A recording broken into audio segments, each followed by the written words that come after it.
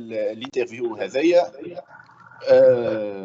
في اطار دي انترفيو نحن نعملوا فيهم في مجله وضوح مع دي انتلكتويل دي اكريفان دي بروفيسور على فيما يتعلق باللو كونفينمون والحكايه اللي خرجت نحكيو بدينا على العنف ضد المراه وشفنا اللي موجود لو ديسكور نتاع على العنف ضد المراه في دورون لو كونفينمون موجود كانه موجود في الديبا في لي سيركل في لي ريزو سوسيو والا في عند ناس في المجتمع المدني وما فماش عند سو كي ديتيان لو بوفوار. دونك نحن اخترنا في مجله وضوح ان نعملوا دي انترفيو مع دي انتلكتويل ودي اكريفان كما كنا نحكي لك ودي بروفيسور باش بور ايفوكي سو سوجي ونحكيو فيه ونشوفوا اون ديكورتيك الظاهره هذه ونشوفوا هل انه ديجا من هنا باش نبدا باش نسالك وسا سرا اون ديسكوسيون علاش اللي نسمعوا فيهم يدخلوا في اليوم كسوا من الغوفرنمون والا حتى لي سبيسياليست اللي استدعوهم في التلفزه علاش كانهم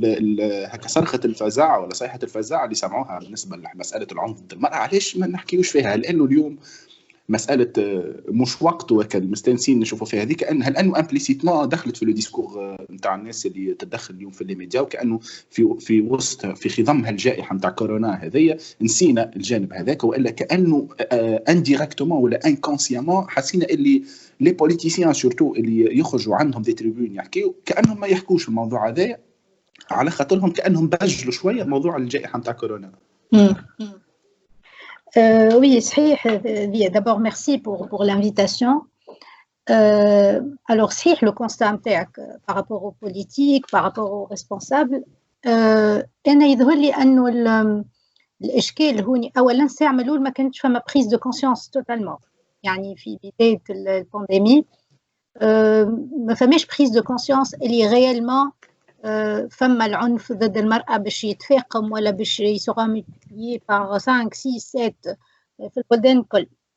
ولكن في ساعة دابور هذا غراس للجمعيات والمجتمع المدني نوتامون الجمعيات النسبية اللي كيون اتيري لاتونسيون سور سولا.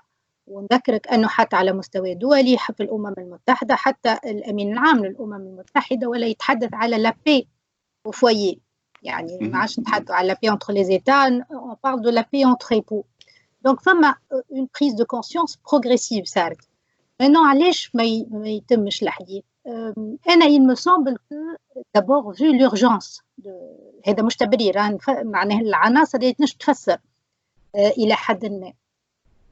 L'urgence donc les politiques هما par rapport للجائحة بيدها par rapport à la crise sanitaire بيدها il reste sans moyens, j'allais dire, sans moyens مش matériel, يعني à part le matériel, يعني ما لقاوش إجابة, ما كانتش عندهم السرعة في التفكير. احنا نشوفوا كنا نعطي مثال بركة باش تفهم على شنو نتحدث يعني les conséquences sociales, يعني la gestion de la crise sociale liée à la pandémie هاك تشوفيها كارثية كانت. donc إذا كان الحاجات اللي هي ظاهرة للعيان وبديهية ما نجموش يواجهوها أفورسيوري العنف اللي هو في البداية ما كانش ظاهر وما فماش يعني نساء ضحايا العنف اللي يتفاقم في الحالات هذه لقاو رواحهم ديموني معناها من الآليات الكل نوتامون لي ميزور دورجانس اللي هي تنجم تتدخل اللي هي القضاء اللي هي الوحدات المختصة اللي هي يعني الناس هذوك الكل المنظومة اللي عملها القانون 58 كلها ما هيش اوبيراسيونيل دو تو. اي دونك لي بوليتيك فما صحيح اللي تقول فيه الى حد ما معناها انكونسيامون ولا سي لو نون دي انه مش وقته انه دون لا سيتواسيون دورجانس سي لا في كي بريم. وهذا شفناه راه مش كان مع العنف ضد النساء, شفناه مع حقوق الانسان الكل. يعني فما الخطاب هذايا اللي هو سي كلاسيك معناها الخطاب اللي وقت الخوف سي لا بور, تنجم تكون لا بور من اي ظاهره en l'occurrence la peur de la maladie, la peur de la mort, la peur d'être débordé. donc الناس الكل تركز على الكوفيد على les conséquences نتاعو على البريفونسيون على gestion sanitaire strictement sanitaire alors que اللي ننساو حتى على المستوى الصحه يعني ميم لاكسي دي فام للصحه الانجابيه والادوات يعني اليات اللي متعلقه بالصحه الانجابيه والصحه الجنسيه للمراه كلها معطله. معناها يعني حتى الحالات العاديه، مش نتحدث على العنف، نتحدث على لاكسي او سوان كيما لاكسي او سوان دي بيرسون مالاد الاخرين. دونك يا معناها نوع من يعني الحكومه ولا السياسيين الازمه تجاوزتهم. هذا الى جانب، وهذا اظن مهم جدا، انه اظن نعممش ولكن هو الممارسه تدل انه في لم يقع استبطان مساله العنف من قبل السياسيين. يعني نحب ولا نكره باقي راوها مساله ماهيش خطيره ياسر، ماهيش حاجه تستدعي l'urgence. c'est pas une question d'urgence بالنسبه ليهم. انت قلت مش وقته، c'est un peu ça، مش وقته، c'est pas le plus grave pour eux.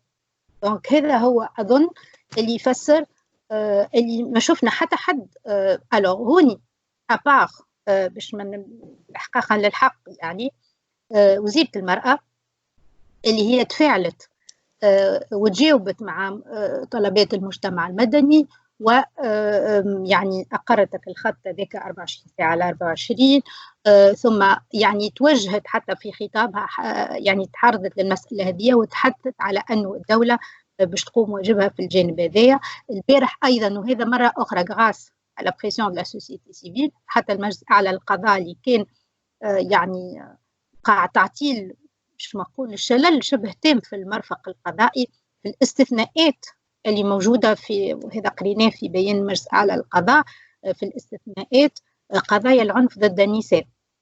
وهذا هام جدا، لأنه وقت الكونفينمون إذا كان الفوايي متاعك هو باش يكون مصدر العنف، وإذا كان الفضاء العام ممنوع عليك والفضاء الخاص تتعنف فيه، كفاية يعني في الحالة هذه. دونك بدات فما امور تتحسن، ولكن في البدايه هاني قلت لك يعني سكوت تام حول هذه المساله، رغم معناها لي سونيت دالارم اللي ريناها في العالم الكل وحتى في الامم المتحده. هو مادام انت حكيت على البريز دو كونسيونس، كيفاش جات من بعد ما صارت بريسيون من طرف المجتمع المدني، يعني بعد الضغط اللي صار والحملات اللي صار. بيان كو عندي بعديك في سؤال اخر على حكايه الحملات، ولكن بور لو مومون هات نحكيو على البريز دو كونسيونس. يعني ما تشوفش انه السياسيين اصلا، نحب نرجع عليها النقطه هذه، جنسيست السياسيين اصلا حتى قبل ما نحكيو على جائحه كورونا، السياسيين في تونس كيما حكيت انت ما نعموش، اغلب السياسيين هذا يلزم الناس تعرفوا به في تونس ما عندهمش قناعه بانه نوع المواضيع هذه هي مواضيع اللي مواضيع حارقه او الحاجه، او مواضيع اللي يلزم تكون اون بريوريتي. يعني حتى قبل حتى الجائحه يعني، وهذاك اللي بعد الجائحه في نورمال باش يكونوا هما. انت حكيت على انه تجاوزتهم الازمه، بيسكو تجاوزتهم الازمه وهما في وسط كريس سانيتير، دونك زاد الطين بله هذاك، ولات الموضوع هذاك لا، ولا حتى اللي يقترح الموضوع من هذايا يولي كانه عكس التيار، والا يختار في مواضيع مع هامشيه والا. هما كي تشوف كي يشوفوا القانون عدد 58 مثلا، شكون صوته، شكون تبنيه؟ السياسيين. تقول لي هم ما السياسيين عملوا قانون جيد الى حد ما يتعلق بالحمايه والوقايه سي دو سويت. اولا القانون هذا جاء زاد بعد سنوات من الضغط من المجتمع المدني. اثنين، باش نفهموا مدى اقتناع السياسيين بالمساله هذه، نشوفوا الممارسه، نشوفوا الاليات، نشوفوا التطبيق. الكلمه اللي ما نحبهاش واللي تتقال ديما التفعيل، نفس الشيء. يعني ديما نلقاو المجتمع المدني يضغط، المجتمع المدني الى كومباني اوسي الى دوسي، يعني في التكوين تم برشا يعني مجهود في التكوين، خاصه بالنسبه للوحدات المختصه، في التعريف بالقانون الى غير ذلك. تبقى السياسيين في قرار نفسهم مقتنعين ولا لا؟ ما همش الكل اكيد، ولكن السياسيين كما با بلوس كو اي با موان كو لا سوسيتي. راه يعني اللي نحب نقوله انه النيجليجانس هذه وعدم اعطاء اهتمام، وفما شكون حتى يرى في القانون العنف ضد المراه سي انكسي، معناها يقول لك كثرته ياسر، معناها شنو هذا، كل شيء ممنوع، كل شيء يتعاقب، كل شيء ممنوع. وقع التهكم حتى على القانون، بمعنى انه حتى يعني تغزل مثلا المرأة يولي يعتبر يعاقب انسي دو سويت. فما ناس متقلقة من هذا، هذا عادي جدا، لأنه في مجتمع يعني فيه السلطة الأبوية ما زالت موجودة، نحب ولا نكره، نتوارثوا فيها، وحتى يقع استبطانها مش من الرجال فقط ولكن أيضا من النساء. هذا عادي جدا. باش نرجعوا للسياسيين، أنا نظن أنه ثم ربما قلة قليلة مقتنعة واللي هي دافعت على حتى على المطالب النسوية منذ البداية، وهي قلة تقدمية ديمقراطية. هذا يعني هذا موجود. ولكن كي ننظروا للمشهد العام، المشهد السياسي، احنا كي نشوفوا السياسيين فيما بينهم كيفاش يتعاملوا، كي نشوفوا اليوم في مجلس نواب الشعب كيفاش يتوجه النائب لزميلته النائبة حتى وإن كانت عدوته السياسية ولا الإيديولوجية. كنت شفت dernièrement معناتها لا بوليميك اللي صارت حول المسألة هذه وغيرها معناها هذا اللي تشهر له وتعرف في الإعلام. ça veut dire que on est très loin. وفما شكون اللي يعمل سيلف كنترول نتاعو وما يظهرش الاحتقار هذا وما يظهرش الميزوجينية هذه نتاعو، وفما اللي وقت الانفلات on gratte un peu ونرجعوا للأصل اللي هو تربى عليه السياسي هذاك وتربيت عليه حتى سياسية المرأة اللي ما تدافعش على النساء المعنفات ولا اللي تعتبر انها تعنفت علاش هي لابسه هكا ولا علاش هي قالت له هكا ولا علاش عملت هكا انسي دو سويت، واللي تلقى تبريرات للعنف هذايا. دونك هذه الوضعيه. دونك un peu je vais dire les politiques sont à l'image de la société. Je pense qu'il y a une minorité réellement engagée, réellement consciente, et il y a une majorité gouvernante qui حسب les intérêts politiques نتاعها بالنسبة لها مسألة المرأة هي مسألة تربح بها بعض النقاط الانتخابية. فما أحزاب نعرفوهم مثلا ما عندهم حتى إشكال في الدفاع على القضايا على الحقوق السياسية. الحقوق السياسية المرأة ما تطرح لهمش إشكال إيديولوجي ولا مع في علاقة بطبيعة المجتمع اللي يتخيلوه. تقام يدافعوا على تناسف ولا يدافعوا على وصول المرأة لمركز القرار على الأقل في الخطاب. أما كي تجي مسألة المساواة وكي نحاولوا نفسروا العنف بالتمييز اللي موجود في المجتمع ونربطوا العنف بالتمييز اللي موجود في القانون ونربطوا العنف بالتمييز الموجود في الميراث وفي الزواج وفي الحضانة وفي كل شيء، وقتها تولي المسألة قابلة للنقاش وتترفض من السياسيين. هو بور ريزومي باش نرجع شويه على الكلام اللي قلته انت، معناها المينوريتي هذيا في الوسط السياسيين، القله القليله نتاع السياسيين هذيا حسب ما فهمنا والواضح وهذايا نتصور لي سي ان كونستا اللي توافقني عليه انه ما ينجموش يبدلوا في الواقع نتاع تونس اليوم. والله انت اغزر ميزان القوى. يعني هو انت قاري قانون وتعرف القانون في اخر الامر هو نتاج ميزان قوى معين في وقت معين. داكور. انت اغزر اليوم شنو هو ميزان القوى في المجلس؟ هل هي قوى تقدميه؟ هل هي قوى يقول تقدميه؟ خلينا نقفوا في مساله النساء، ما نحكيش على الجانب الاجتماعي، ما نحكيش على لا، يعني تقدميه تنجم تكون من وجهه نظر حتى ليبراليه، يعني تدافع عن المساواه التامه والفعليه، تعتبر أن العنف ضد النساء هو عنف ضد الإنسان، هو شيء مضر بالمجتمع، هو غير مقبول من وجهة نظر حقوق الإنسان والكرامة واللي تحب أنت. دونك كي تشوف المشهد في المجلس تفهم أنه يعني الأقلية هذه كانت تنجم تكون فاعلة، راهو تنجم تكون أقلية فاعلة. وأنا الحقيقة نعمل أكثر على المجتمع المدني من السياسيين، على خاطر إلى حد الآن لزاكي أغلب لزاكي بما فيهم الدستورية، يعني بما فيهم سامحني ما لقيتش كلمة لزاكي بالعربي، المكتسبات الكونستيتيوشنال، هما جاو تحت ضغط المجتمع المدني. احنا نذكروا في الدستور كيفاش ما كانتش فما المساواة، كيفاش ما فماش تأنيث في الدستور، كيفاش ما كانش موجود الفصل 46، كيفاش يعني عدة أشياء، وكانت فما كنا نحكيو على التكامل انسي دو سويت. هذا الكل تم صحيح، الأحزاب صوتوا، ولكن تحت ضغط مستمر للمجتمع المدني. دونك أنا جو بونس كو لا باتاي ني با غاني، وخاصة هذا مهم ياسر في نظري،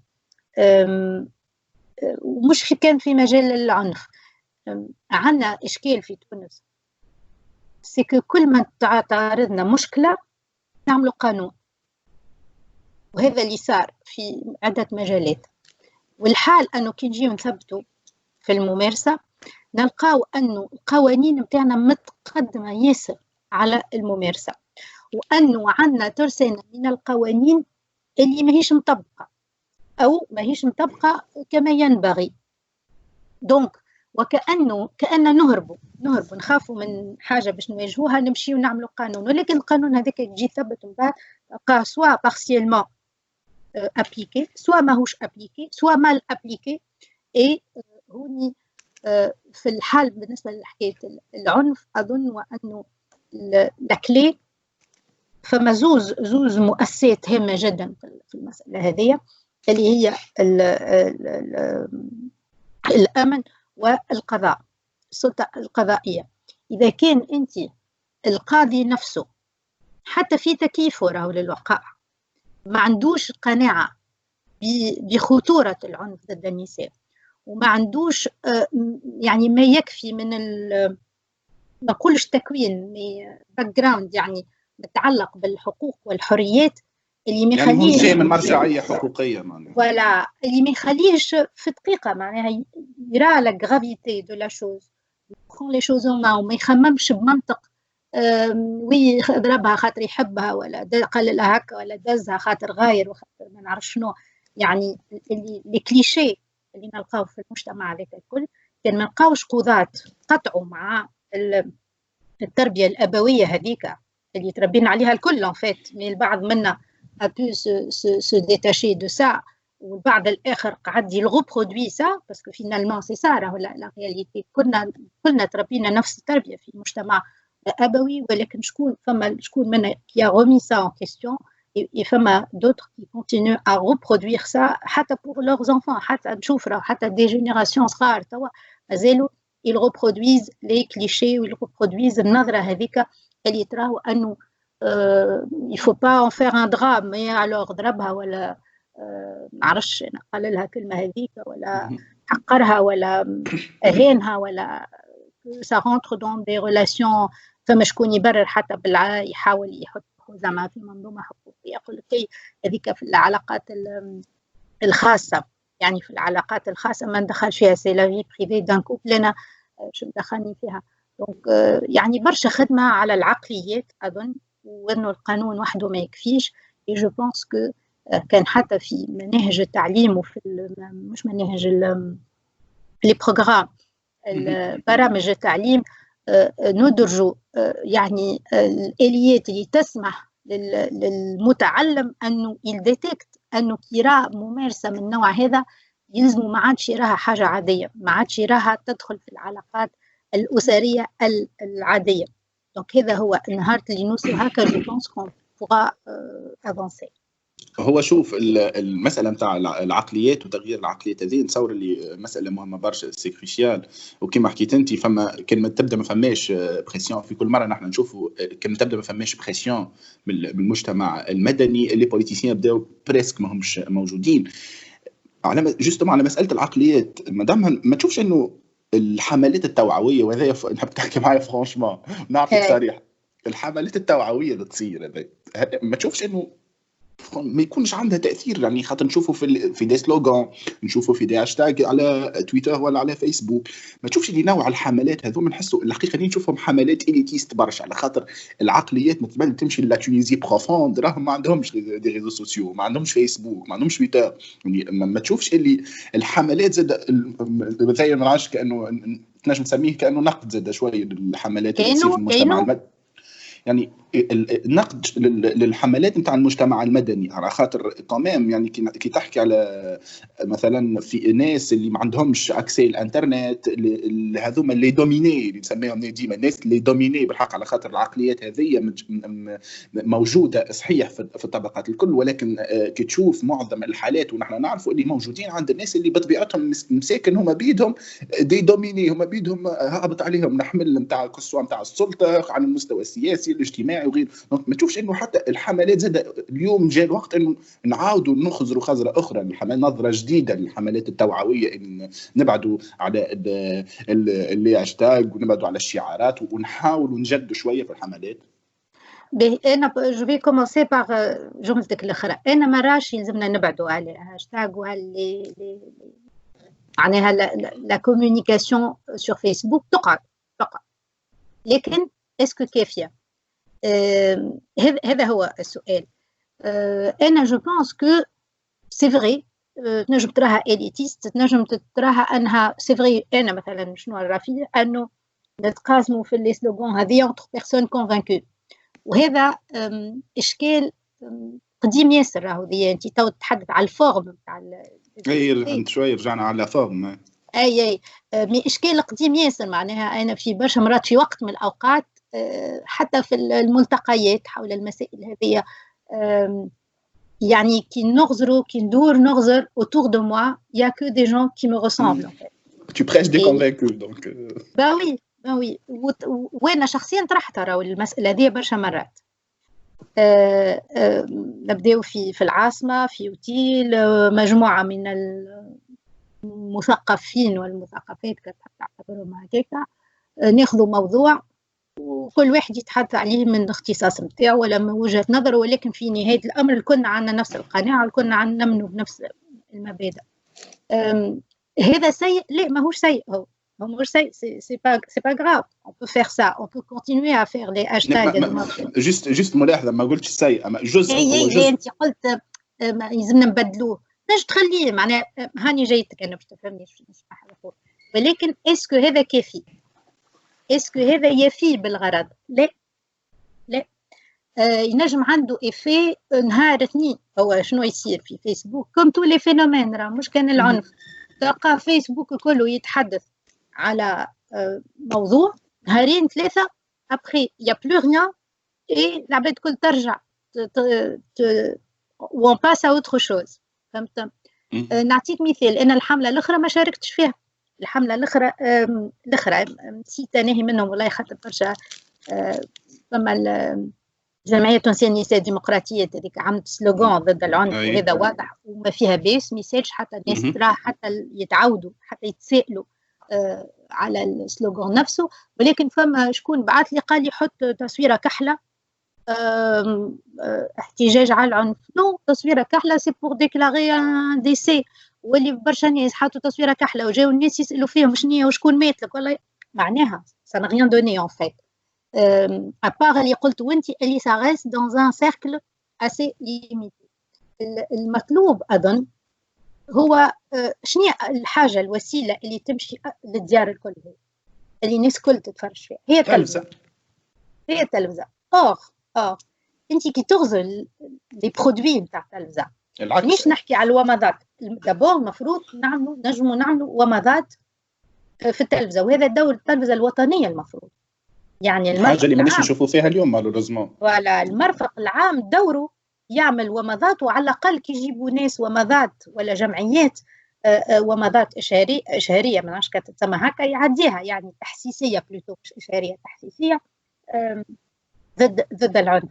احنا شنو نشوفوا في رمضان؟ الوغ لا رمضان moi je pense que la télévision produit des clichés اللي يأهلوا للعنف واللي يشجعوا على العنف، يزيدوا يرسخوه في اذهان العباد. مش يعني انت تشوف لا بوبليسيتي اللي تعرف واللي باش نقوله لك الناس الكل تعرف، on n'a pas arrêté de le dire mais parce que ça continue.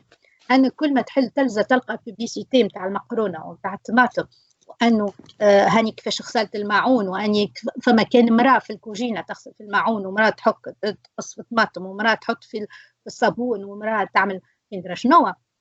كاسكو تو في انت شنو المجتمع اللي تهيئ فيه من الصوره هذه؟ وهوني فما بلدان راهو عملوا خير منا. المغرب هم جيراننا، المغرب il y a eu une publicité pour casser ça. يعني لكسر هذه الصورة النمطية المقيتة اللي قاعدين نشوفوا فيها ملي تخلقنا في الدنيا، واحنا كل نهار حلو تلفزة نلقاو لومو وجافيل وتوسكي معناها أعمال منزلية الرمز نتاعها شكون؟ المرأة. تظهر حاجة بسيطة، ولكن أنت كي تقدم أنت في التلفزة يعني المشاهد هذه باستمرار، الطفل اللي يتلقى في هذا شنو يراه، شنو هي الفكرة اللي باش يكبر بها؟ باش يكبر مع فكرة أنه الفضاء الخاص هذاك واللي تخافوا مناجي هذوك راهم نتاع النساء، يدوكو حتى هو نفسه ما يشاركش في المسألة هذه ويطلع يلفا غو برودوير الشيء اللي كنا نتحدثوا عليه. وهذه النظرة الدونية للنساء اللي en grande partie quand on gratte la question de la violence ça provient de ça, c'est une forme de domination masculine, j'utilise les termes تاع بورديو،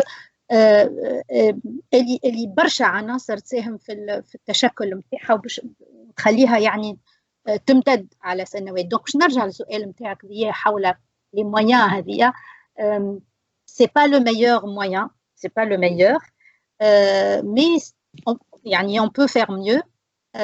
توجه للتلفزة، ولكن ما ننساوش أيضا أنه فما حاجات تنجم تقوم به المجتمع المدني، وفما حاجات ينجم يقوم به المجتمع، وفما حاجات تقوم به الدولة ومؤسسات الدولة. دونك كان هذوما الكل كل واحد يتحمل مسؤوليته. كان جات الدولة يعني وإحنا نشوفوا الحقيقة، مثلا نعطيك مثال، الهيكا قاعدة تقوم بمجهود في المجال هذا، يعني في كل مرة يقع تبخيس للنساء ولا تبرير للعنف انسي دو سويت نشوفوا في عقوبات، وهذا هام جدا، وهذا باش يربي على احترام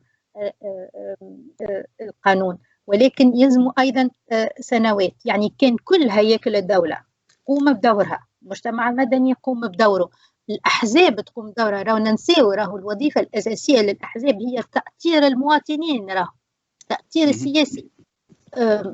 يعني هل أنه الأحزاب تقوم بالدور هذا؟ لا. دونك هذا هو الإشكال اليوم. جو بونس كو لي كامباني هذوما ينجموا يكونوا عندهم ان افي بونكتويل قصير، ولكن دابور المعاودة نتاعهم، في المعاودة نتاعهم يا ريسك دو d'épuisement, donc une sorte d'épuisement. السلوغان اللي نجم يعجب بالأول ولا ساعات ومضة تنجم الشوك باش ترجع عبد من الأول أفورس أن تعاود نفس الفكرة.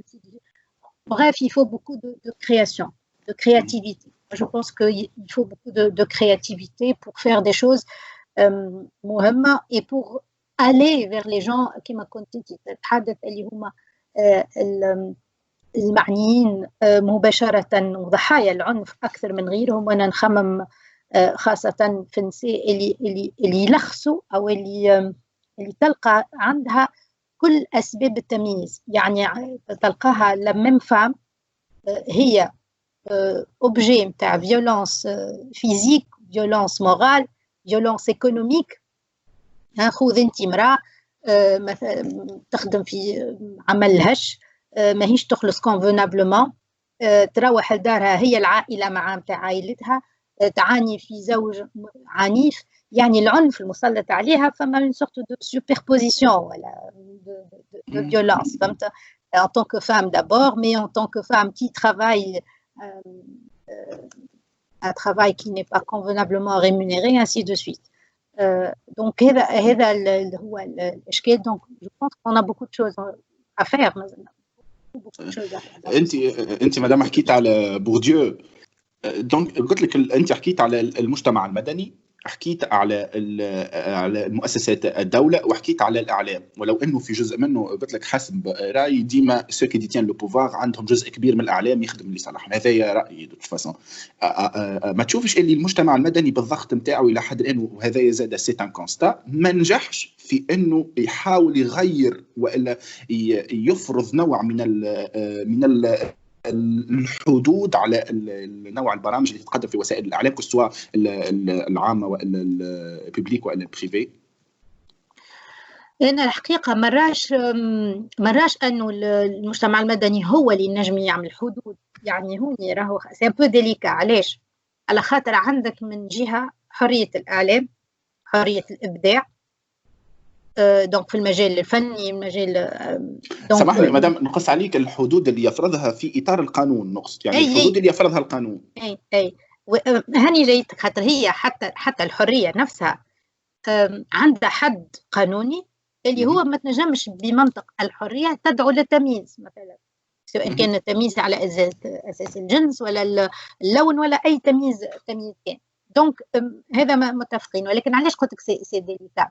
لأنه اليوم الأعمال مثلا الفنية ولا الأعمال ولا حتى البرامج التلفزيونية، خذ حتى البرامج السياسية اللي راو فيها تقريبا 95% من الحضور من الرجال. أظن المجتمع المدني ضغط، صارت بيانات، صارت يعني دعوة للجميع في هذا الاتجاه. ولكن سي فغي، qu'est-ce qu'on peut faire de plus؟ أنا أظن أنه ربما الشيء اللي مهم أننا ننتبه له أنه ما نجموش نحملوا راهو المجتمع المدني أكثر بالطاقة نتاعو، أكثر من وظيفته. نرجعوا أنه المسألة سياسية. ولكن أيضا كي نحكيو على الإعلام، راهو عندنا قطاع، إذا نتحدثوا على إعلام تعددي، إذا نتحدثوا على دور الإعلام في دعم الديمقراطية، إذا نتحدثوا على دور الإعلام في دعم حقوق الإنسان والدفاع عن حقوق الإنسان، المفروض أنه سي دو لوتو ريغولاسيون، يعني القطاع نفسه هو ينظم نفسه بهذا الشكل. فهمت؟ دونك الضغط اللي باش يعملوا المجتمع المدني جيد. أنه مثلا في مسألة التقاضي مثلا، ça serait bien أنه systématiquement يصير أنه نوع من كيما لوبسيرفاتوار، معناه كي كونترول، كيما نعملوا في الانتخابات مثلا، نشوفوا المونيتورينغ بتاع المسائل الانتخابية في الإعلام، نجموا نعملوا نفس الشيء بالنسبة، وهذا صاير إلى حد ما بالنسبة للعنف مثلا. دونك سيستيماتيك فين فما إيميسيون وإلا فما خطاب وإلا فما ما يتقال ضد أو يشجع على العنف أو يبرر العنف، يقع اللجوء إلى القضاء. دونك هذا ينجم يساهم، أما ماهوش راهو احنا اون اي ان بو اوسي، يعني القانون جديد يتسمى. Je pense oui, معناه il faut laisser un peu de temps pour qu'il y ait une pratique, pour qu'il y ait une jurisprudence زادة. علاش une jurisprudence هام جدا؟ راه خاطر كي عبد يتعدى على القضاء ويتعاقب ويراو ناس اخرين انه فينالمون راهو الكلام كي يتقال هذاك راهو susceptible de sanctions et même de sanctions pénales، سافا ما نقولش باش ينحي العنف تماما، ولكن باش يخلي الناس تراجع أنفسها، والناس تفكر قبل ما تقول أشياء في برامج وإلا في مسلسلات ولا غيره. جو بونس كو مانتونيغ لا بريسيون سي توجور بون. يعني هذا هو راه في مجتمع ديمقراطي، فما ناس تحاول باش تقدم لك التمييز على أنه رأي. لا، احنا دورنا باش نقولوا راهو التمييز ماهوش رأي، راهو العنف ماهوش رأي، راهو أنك تعنف قرينتك ماهيش حرية، أنك تتحكم فيها كما أنت ترى وتعتبرها ملكية، راهو ماهوش من حق من حقوقها متاعك. beaucoup de pression. وهني قلت لك راهو فما حاجات نجموا نوصلوا لها avec la sanction juridique، يعني بالعقاب، ولكن فما أشياء اللي هي أصعب واللي هي على المدى الطويل اللي نرجعوا لها كل مرة، هي استبطان، سي لانتيريوريزاسيون دو سا. يعني إذا كان أنت عندك وهذا معناش في الإعلام malheureusement pas systématiquement، donc on le voit très bien même à la manière de mener un débat. نعطيك مثال صغير. أنا مرة عيطولي في تلفزة يلخص هذا الوضعية. alors j'étais أنا حاضرة وزوز زملائي دونك سيدة كيفي، سي غازي الغرايري à l'époque وسي عياض بن عاشور sur le même plateau في التيلي. المنشط ولا المذيع ولا كيف يتواجه لسي غازي يقول له أستاذ، كي يتواجه لسي عياض يقول له أستاذ، وكي يتواجه لي أنا يقول لي مدام. فوالا دونك سا ريزوم تو. أنا ما نشكش ما عندوش نية سيئة هو بالذات السيد هذا، ولكن يعني هو حد ما تفطن لها، وربما حتى زملائي ما تفطنلهاش. توت اون ساشون اللي في الانترفيو ملي بدينا نعيطك مدام خاطر نعيطك مدام. ليه انت على الاقل انا بركه معاك، اما هو قاعدين في الطاوله داكوغ كلنا اساتذه، هو استاذ وانا مدام. دونك فوالا سي حاجه تظهر جزئيه ولا ديتاي ولا ما عندهاش معنى، ولكن جو بونس كو سا ريزوم تو. اي يا ان ترافاي سور سوا كو الناس تاع الاعلام، كو الناس اللي تكتب، الناس اللي عندها ميكرو، الناس اللي تتكلم، والناس اللي تسمع. انا كنهار نسمع في الراديو فما حاجه قالت حول مسؤوله سياسيه ما عندي حتى علاقه بها، ما يهمنيش يعني مش ندافع عليها كمسؤوله، ولكن جي فيو كو يعني علاش هي فقط تقال لها الكلام هذا مباشره عبرت عن هذا وما قصرش l'animateur a rectifié un peu بعد البوبليسيتي، il a rectifié ce qu'il a dit parce que voilà donc كل واحد il fait ce qu'il peut bon et après bon il faut du temps. فما سؤال الاخراني نحب نساله ولو انه ما طرحش في تونس هو بور مومون اللي هو ولانه عنده علاقه بالعنف ضد النساء، مساله لو كونفينمون اللي كنا فيه هذا واللي باش يتم تخفيفه على 3 أجزاء كما شفنا في البارح في الكونفرنس دو بريس تاع اعضاء الوزراء والاعضاء الحكومه. نحب نحكي معك على لو كونفينمون والحريات الفرديه اون جينيرال، بيسك انت كنت ممبر في الكوليب ما نجمش ما نسالش السؤال هذاك. شنو رايك في لو ديبا مثلا شفناه في فرنسا، شفناه في بلدان اخرى، شفناه في المانيا، شفنا عباد اللي كاريما يحكيوا على هتك والا تجاوز والا تعدي على حريه التنقل. هو لو ديبا هذا الحقيقه ما شفناهوش نحن في تونس، ما شفناهوش في الميديا. حابين نسالك انت شنو رايك يعني، هل انه كي نحكيوا اليوم هل انه اصلا مشروع والا خاطر اصلا ولات كاستون كيسيون دو ليجيتيميتي نتاع لو ديبا، لانه هذايا نحن نجموا نحكيوا اليوم على لو كونفينمون وحريه التنقل. شوف يا با لونتون انا قريت مقال يقول لي في فرنسا العنوان نتاعو يعبر على المسألة دي، مش مقال هو en fait c'est un communiqué qui a été fait par des professeurs de droit et des politiques en France. اسمه l'urgence des libertés. l'urgence des libertés. وهذا يعبر على الوضعية الكل. شو معناه؟ يعني احنا توا في حالة nous sommes dans un état d'urgence sanitaire disons أو حالة استثنائيه متعلقه يعني بالكوفيد هذا. دونك فورسيمون الحقوق والحريات الممارسه نتاعها ماهيش باش تكون كيما في الحالات العاديه.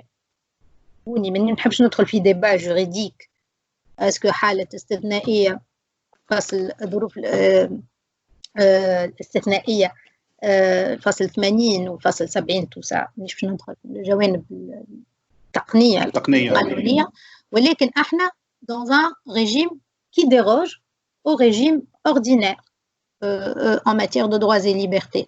الإشكال شنو؟ ويعطيك صحة كي تسأل سؤال parce qu'on n'en parle pas en fait. ما حكيناش فيه في تونس. On n'en parle pas et comme si حالة الurgence هذه elle justifie toutes les violations. Je dis bien violations parfois. ساعات عندك des limites وساعات عندك des violations.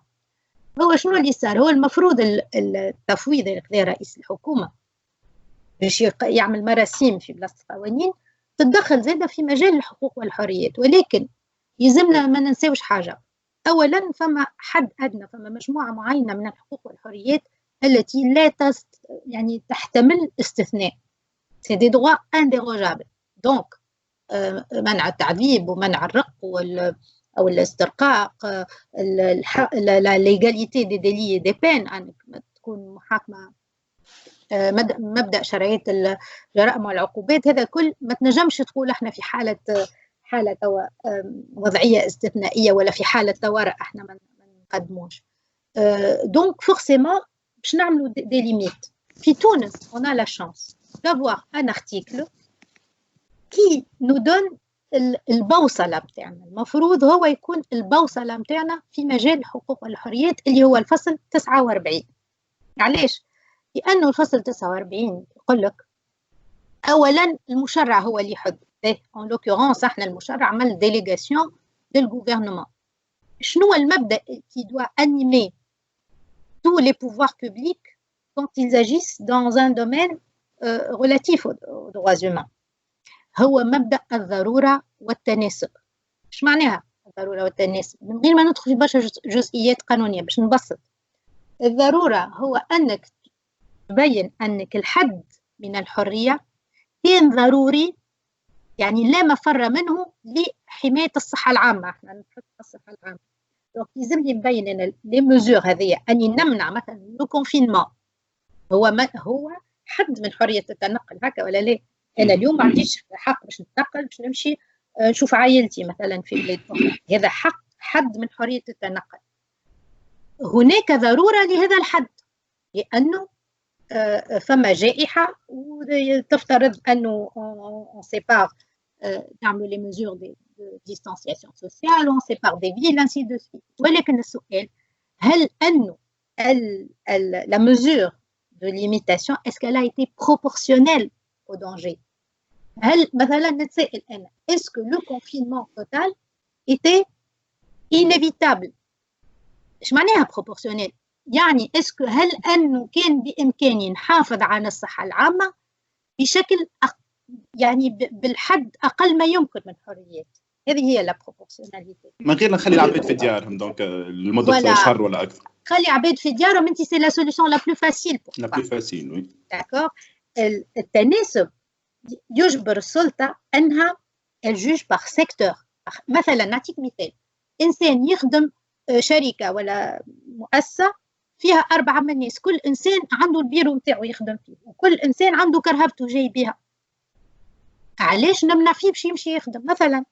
هما ما اخذوش بعين الاعتبار الحالات الخاصة هذه، هما خذاو على خذاو الكا، خذاو لا ماجوريتي دي كا وعملوا القرار على لا فوالا قرار ستاندرد. ولو انه مادام عندهم ارغيومون اخر يقول لك ما عنديش لي مويان، خاطر نشوفوا فما دول مثلا كيما كوريا اللي ما عملتش الحجر الصحي الشامل هذا، اما هما الحجه نتاعهم ان هما ما عندهمش الامكانيات اللازمه باش يوفروا والا يحافظوا على الاجراءات الوقائيه من الفيروس هذا. دونك هذه الحجه نتاعهم زاد معنا باش فما حالات ما فيهاش اجراءات كيما المثال اللي عطيته لك. وانا علاش عطيت المثال؟ حبيت نوريك نفسر لك ان بو لا بروبورسيوناليتي. علاش؟ لانه السلطه هو سهل ياسر، اسهل حاجه بالنسبه للسلطه انك تمنع كل شيء. مثلا مظاهره فيها ريسك نتاع ديبورتمون اسهل لها، معناها سي با ان كاستيت.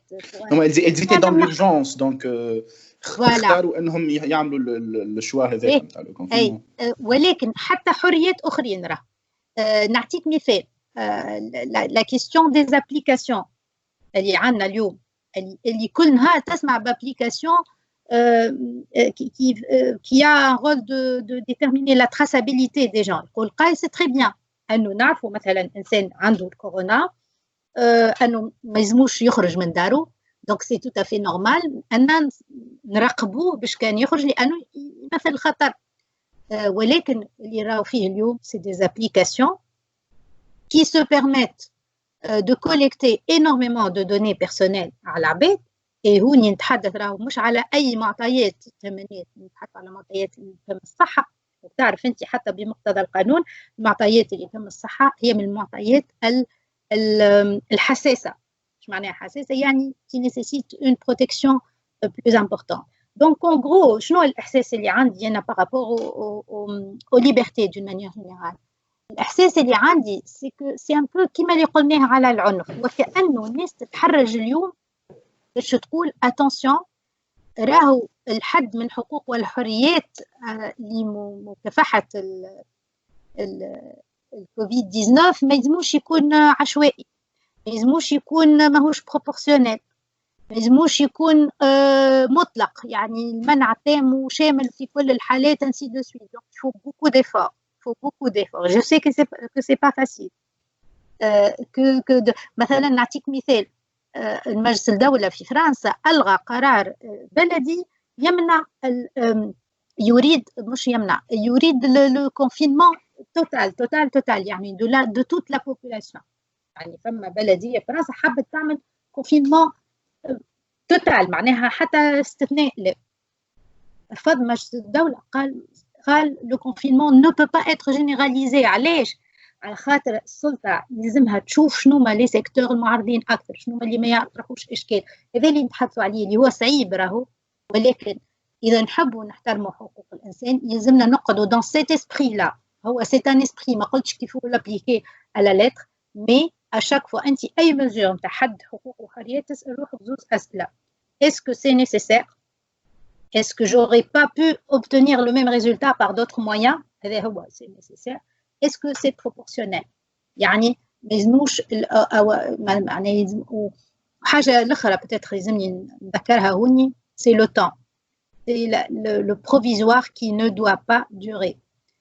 نرجعوا للامر الرئاسي حالة الطوارئ ما تمديد فيه المده الاخرى شهر.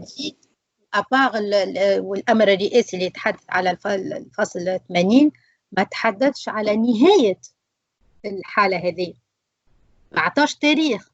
تعرف فما دول تقعد عشرات السنين في حالة طوارئ، وأنه أظن أنه التمديد اللامتناهي لحالة الطوارئ مقلق من وجهة نظر حقوق الإنسان، لأنه ينجم يكون مدخل للاستثناء اللي سيصبح القاعدة. وإحنا في مجال الحريات والحقوق ما نحبوش الاستثناء يصبح القاعدة، خاصة توا أمام ضعف المؤسسات والهياكل اللي تدافع على حقوق الإنسان. نتحدث على القضاء، نتحدث على عندنا بعض المؤسسات والهيئات، ولكن من وجهة نظر القضاء ما زلنا شخصيا ما نعتبرش أنه القضاء في تونس يعني من المدافعين الأوائل في كل الحالات على حقوق الإنسان.